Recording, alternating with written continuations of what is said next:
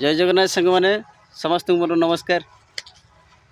आज आमर बैगण वृक्ष रोपण करम निज बाड़ी बगीचे आपण मैंने किपरि बैगण गछ घरे किंबा निज बारी रे लगेबे यार पद्धति किपरि आसतु आम जाना।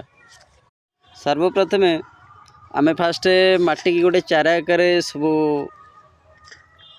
माटी की बाड़े की आम समान भाव में बाड़े सारापर एमती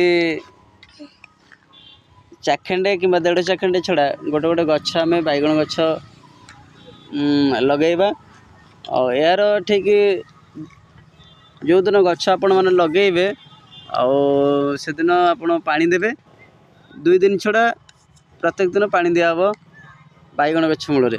आपण मैंने मो वीडियो को देखुं समस्ते और मो चैनल को सब्सक्राइब करिए, लाइक करिए और कमेंट मध्य करेंगे। वीडियो जदि आपन को बहुत भल लगुए निश्चित कमेंट करेंगे। आउ विभिन्न प्रकार आपण मन विभिन्न प्रकार गछ केमती चारा करा जाए और को भाव में गछ केमती लगेबा आम सेटा आपण मन को मु कहबी। आम देखो आम बाड़ी बगीचे केते प्रकार गछ लगी विभिन्न प्रकार गछ देखो ये नटिया केमती तार से दुष्टामी होची गछरे आउ विश्व जीति तार भल ना से नटिया ता ना मुझे बहुत दुष्टामी होची बोली तार नटिया दिखाई। आपण मैंने नटिया को आशीर्वाद करंतु आम वीडियो को एमती देखु था ढेर सारा भल पाइबा आमको दौ था।